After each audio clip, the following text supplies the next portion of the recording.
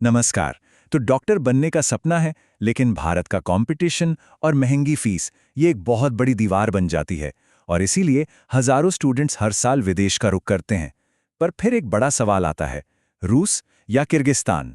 आज एक कंसल्टेंट की हैसियत से मैं आपकी मदद करूंगा इस मुश्किल सवाल का जवाब ढूंढने में। तो हम 6 जरूरी पॉइंट्स पर बात करने वाले हैं। पहले तो ये कि आखिर इंडिया में दिक्कत क्या है। फिर देखेंगे कि विदेश जाने के बेसिक नियम क्या हैं।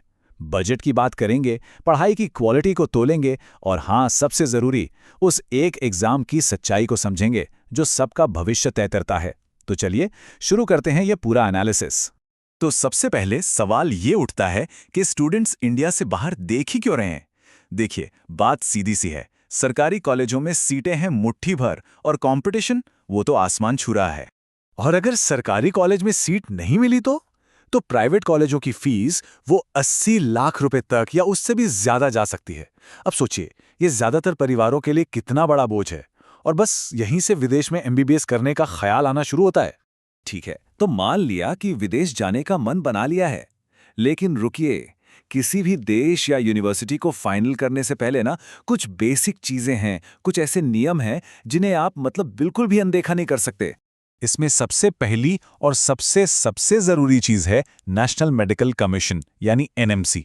इसे ऐसे समझिए, अगर आपकी फॉरेन डिग्री को एनएमसी ने मान्यता नहीं दी तो इंडिया में प्रैक्टिस करने के लिए वो डिग्री सिर्फ कागज का एक टुकड़ा है, किसी काम की नहीं। और एनएमसी के जो नियम है ना, वो बिल्कुल साफ सुथरे हैं। आपका कोर्स कम से कम 5.5 साल का होना ही चाहिए, जिसमें 1 साल की इंटर्नशिप भी शामिल है। पढ़ाई का मीडियम वो सिर्फ और सिर्फ इंग्लिश होना चाहिए। इंटर्नशिप भी आपको उसी देश से पूरी करनी होगी। और हाँ, रूस हो या किर्गिस्तान, दोनों देशों की यूनिवर्सिटीज को ये सारे नियम मानने ही पड़ते हैं, कोई छूट नहीं है। एडमिशन का प्रोसेस भी काफी सीधा साधा है। सबसे जरूरी चीज, नीट क्वालिफाई करना। अगर नीट क्वालिफाई नहीं किया तो विदेश से एमबीबीएस करने के बाद भी इंडिया में प्रैक्टिस नहीं कर पाएंगे। इसके अलावा बस 12वीं में पीसीबी में 50% मार्क्स और आप सीधे यूनिवर्सिटी में अप्लाई करने के लिए तैयार हैं। चलिए अब आते हैं उस मुद्दे पर जो शायद सबसे ज्यादा मायने रखता है, यानी कि पैसा। तो एक एक करके देखते हैं कि दोनों देशों की जेब पर कितना असर पड़ता है। अब जरा इस पर गौर कीजिए। किर्गिस्तान जैसी बजट फ्रेंडली जगह में आपके कुल खर्चे का जो सबसे बड़ा हिस्सा है, करीब 55%, वो सीधा ट्यूशन फीस में जाता है। बाकी का जो खर्च है वो आपके रहने और खाने पीने का है। लेकिन असली कहानी यहां सामने आती है जब हम रोजमर्रा के खर्चों को देखते हैं।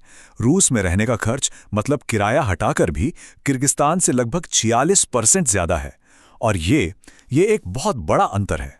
तो अगर हम टोटल हिसाब किताब देखें, किर्गिस्तान में 6 साल की एमबीबीएस का पूरा खर्चा आपको पड़ेगा करीब 15 से 25 लाख रुपए। वहीं रूस में यही आंकड़ा 25 से 35 लाख रुपए तक पहुंच जाता है। तो कागज पर तो साफ साफ किर्गिस्तान एक सस्ता ऑप्शन नजर आता है। लेकिन क्या सिर्फ कम खर्ची सब कुछ है? बिल्कुल भी नहीं।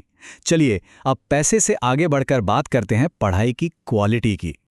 और यहां एक बहुत बड़ा फर्क साफ दिखाई देता है। देखिए, रूस इस खेल का पुराना जमा जमाया खिलाड़ी है। मेडिकल शिक्षा का दशकों पुराना इतिहास, मजबूत इंफ्रास्ट्रक्चर और सालों का रिसर्च एक्सपीरियंस।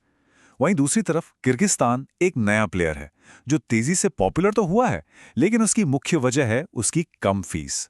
और हाँ, एक बहुत जरूरी बात जिसे अक्सर लोग भूल जाते हैं, आपका कोर्स तो इंग्लिश में है, ठीक है, लेकिन जब चौथे साल से आप मरीजों को देखने अस्पताल जाएंगे तो मरीज तो अपनी लोकल भाषा में ही बात करेंगे ना।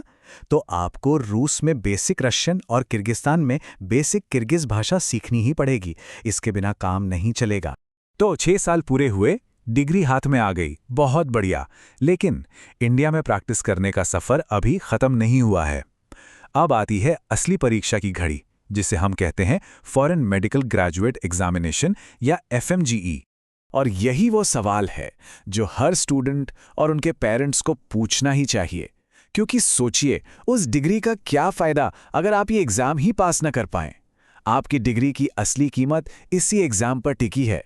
तो चलिए अंदाजे लगाना छोड़ते हैं और सीधे आंकड़ों पर आते हैं। ये कोई सुनी सुनाई बात नहीं, ये भारत सरकार की एनबीई रिपोर्ट का ऑफिशियल डेटा है। ये साफ साफ दिखाता है कि किस देश की कौन सी यूनिवर्सिटी से कितने स्टूडेंट्स एफएमजीई का एग्जाम पास कर पाते हैं। और ये जो आंकड़े हैं ना, ये सारी कहानी खुद बयां कर देते हैं। रूस की जो टॉप यूनिवर्सिटीज़ हैं, उनका पासिंग रेट आमतौर पर 20 से 25% के बीच रहता है।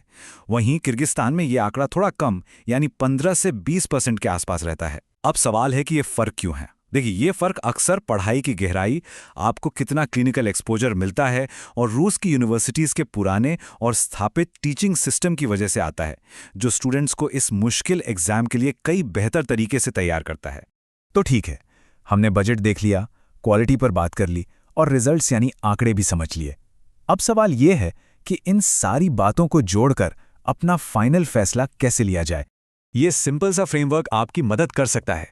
रूस को तब चुनें अगर आपकी पहली प्राथमिकता बेहतर एफएमजी पास रेट और एक जानी मानी पुरानी यूनिवर्सिटी है और आपका बजट 25 लाख से ऊपर का है। और किर्गिस्तान को तब चुनें अगर आपका बजट बिल्कुल फिक्स्ड है, 25 लाख से कम है और आपको अपनी सेल्फ स्टडी की काबिलियत पर पूरा भरोसा है कि आप एग्जाम की तैयारी खुद से कर लेंगे।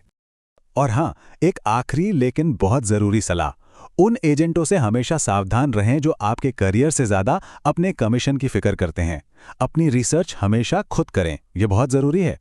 और आखिर में मैं बस एक सवाल के साथ आपको छोड़कर जाना चाहता हूं। क्या सबसे सस्ता रास्ता हमेशा आपके भविष्य के लिए सबसे अच्छा इन्वेस्टमेंट होता है? ये फैसला आपका है और इसे बहुत सोच समझ कर लीजिएगा, क्योंकि यही आपके पूरे करियर की नींव रखने वाला है।